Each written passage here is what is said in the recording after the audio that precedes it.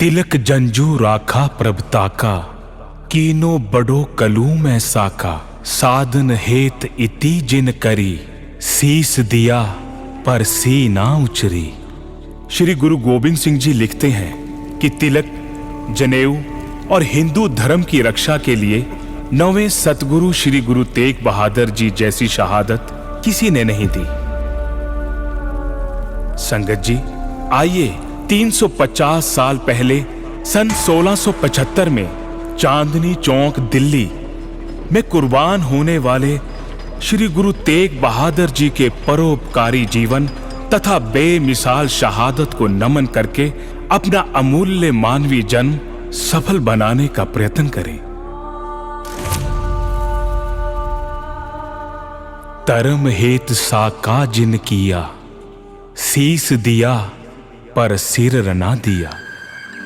6वें गुरु श्री गुरु हरगोबिंद जी के घर माता नानकी जी की पवित्र कोख से 1621 में गुरु के महल में अवतार लिया। श्री गुरु तेग बहादुर जी 5 भाइयों और 1 बहन में सबसे छोटे थे। आपका शुभ विवाह करतारपुर जालंधर के श्री लालचंद जी तथा बीबी बिशन देवी जी की पुत्री माता गुजरी जी के साथ 1634 ईस्वी में हुआ था। आपने भाई गुरदास जी, बाबा बुड्ढा जी तथा माता पिता के सानिध्य में शस्त्र और शास्त्र दोनों में कुशलता प्राप्त की थी। गुरु पिता श्री गुरु हरगोबिंद साहिब ने मेरी पीढ़ी की 2 कृपानें धारण कर सिखों के लिए शस्त्र और शास्त्र की मर्यादा अनिवार्य करके अपनी फौज भी तैयार की थी।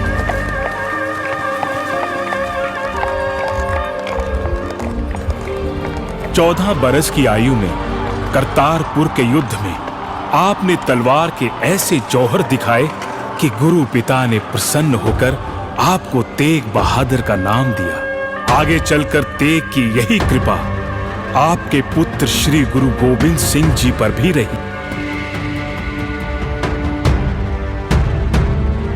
जिन्होंने शस्त्रधारी खालसा सजाकर धर्म की रक्षा और अन्याय का विनाश करने वाली खालसा फौज तैयार की थी।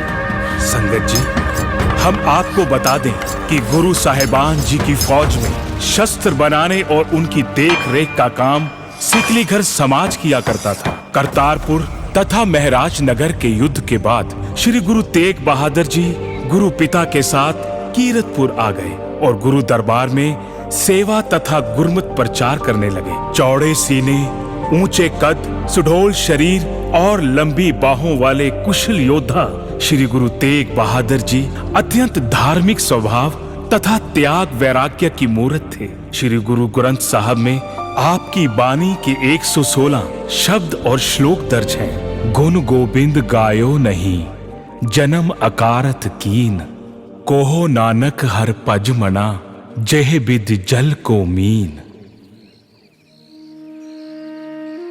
गुरु पिताजी के आदेश से आप जी सन 1638 ईस्वी में अपने माताजी और अपनी पत्नी के साथ बाबा बकाला आ गए, जहां आपका ननिहाल भी था।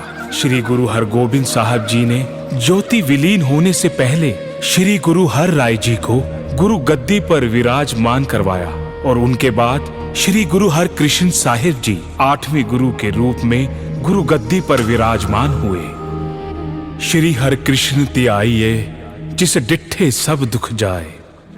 मिर्जा राजा जयसिंह के निमंत्रण पर जब श्री गुरु हरकृष्ण साहिब जी दिल्ली आए तो वहां चेचक की महामारी फैली हुई थी। गुरु साहिब ने रोगियों के रोग दूर करते हुए 8 वर्ष की आयु में ज्योति विलीन होने से पहले कहा, बाबा बसै ग्राम बकाले, अर्थात अगले गुरु बाबा बकाला गांव में हैं।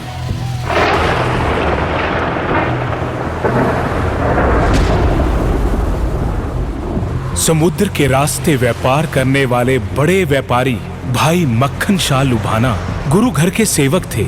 जब उनका जहाजी बेड़ा समुद्री तूफान में फंसा तो उन्होंने गुरु नानक जी के चरणों का ध्यान करके अरदास की, हे सतगुरु, मेरा बेड़ा पार लगा दीजिए। मैं अपनी कमाई में से 500 सोने की मोहरें भेंट करूंगा। तूफान में से सुरक्षित निकलने के बाद गुरु जी का शुक्रिया अदा करने के लिए मक्खन शाह लुबाना बाबा बकाला पहुंचे तो 22 नकली गुरु देखकर हैरान रह गए। उन्होंने एक योजना के अनुसार सभी के आगे 2-2 मोहरें अर्पण करके आशीर्वाद लिया, लेकिन उनमें से कोई भी सच्चा गुरु नहीं था। श्री गुरु तेग बहादुर जी अपने घर के भौरे में भक्ति में लीन बैठे थे। मक्खन शाह ने जब उनको भी 2 मोहरें अर्पण की तो गुरुजी बोले, मक्खन शाह, आपने तो 500 मोहरें भेंट करने का वादा किया था। इतना सुनते ही मक्खन शाह की खुशी का कोई ठिकाना नहीं रहा और वो छत पर चढ़कर जोर जोर से बोलने लगे, गुरु ला दो रे, गुरु ला दो रे, गुरु ला दो रे। संगत जी, सच्चे गुरु मिल गए। चौदिस मैं मुंह कर कर कहे, पुल्ली संगत गुर है एह।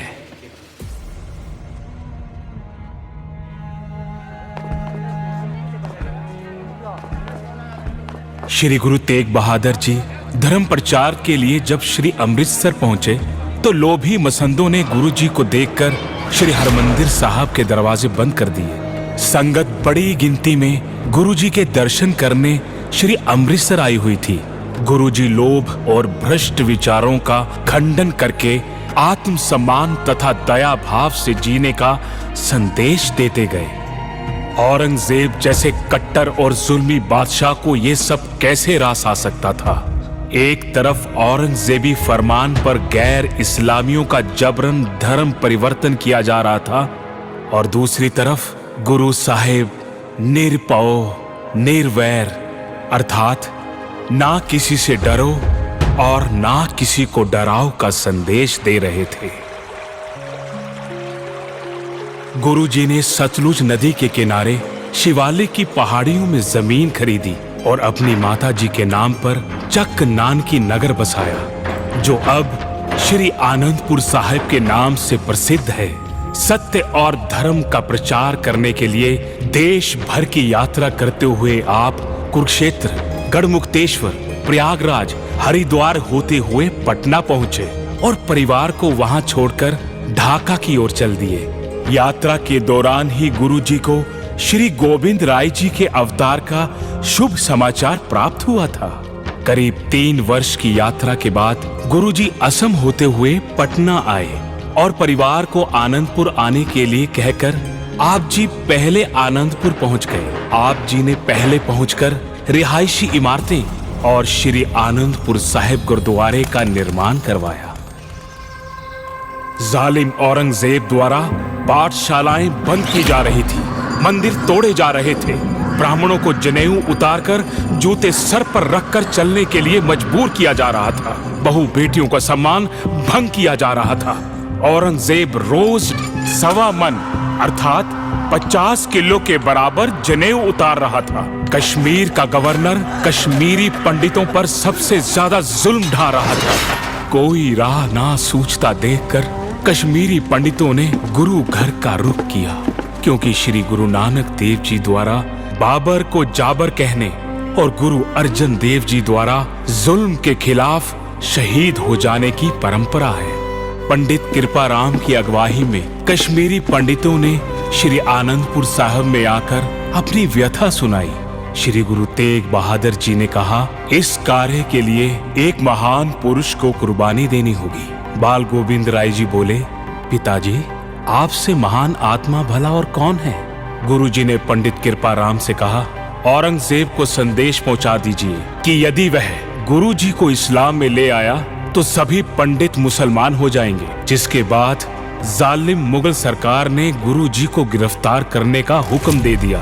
अगला कुछ अरसा गुरुजी बालक गोविंद राय जी की गुरता गद्दी की तैयारी के लिए शिक्षा दीक्षा में लीन रहे। श्री गुरु तेग बहादुर जी अपने 5 सेवकों भाई मतीदास जी, भाई सतीदास जी, भाई दयाला जी, भाई गुरुदत्ता जी तथा भाई उद्दा जी के साथ दिल्ली को रवाना हुए। नगरों शहरों में लोगों को प्रभु नाम का उपदेश तथा हौसला देते हुए आपने समझाया कि ना किसी को डराओ, ना किसी से डरो, पै काहू को देत न पै मानत आन।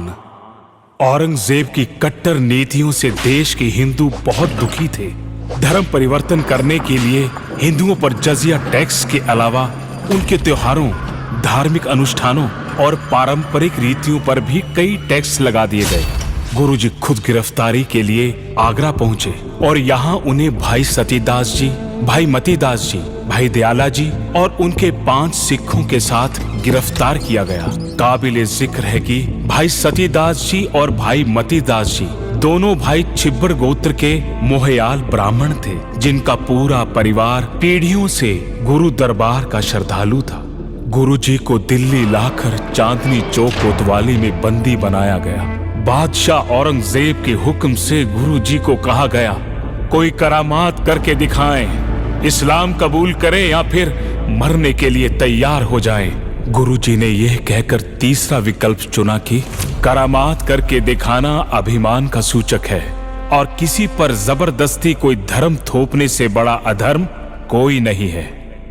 बाहें जिनादी पकड़िए, सिर दीजिए बाहें ना छोड़िए। जालिम मुगलों ने श्री गुरु तेग बहादुर जी को उनके फैसले से डुलाने के लिए भाई मतीदास जी को आरे से चीर कर 2 फाड़ कर दिया। भाई सतीदास जी को रुई में लपेट कर जिंदा जला दिया और भाई दयाला जी को खौलते हुए पानी की देग में उबाल दिया। लेकिन गुरु जी के ये तीनों सेवक अपने धर्म में दृढ़ रहे, कुर्बान हो गए, पर जालिम मुगलों के सामने झुके नहीं। अपने तीनों सेवकों की शहादत देखकर भी जब गुरुजी अडोल बेखौफ बैठे प्रभु जी का नाम जाप करते रहे तो काजी ने फतवा जारी किया और जल्लाद जलालुद्दीन ने तलवार के एक वार से गुरुजी का शीश धड़ से जुदा कर दिया।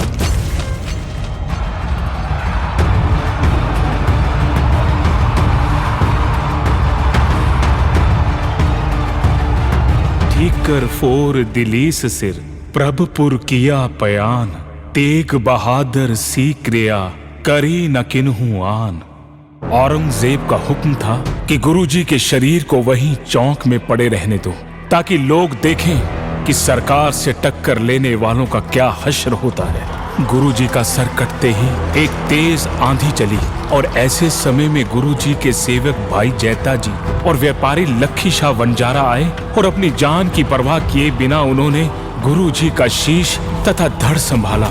भाई जैता जी गुरुजी का शीश लेकर आनंदपुर साहब को रवाना हो गए। गुरुजी का पावन शीश लेकर जब भाई जैता जी गुरु गोविंद सिंह जी के पास आनंदपुर साहिब पहुंचे तो गुरुजी ने उनको गले लगाकर रंगरेटा गुरु का बेटा का सत्कार दिया।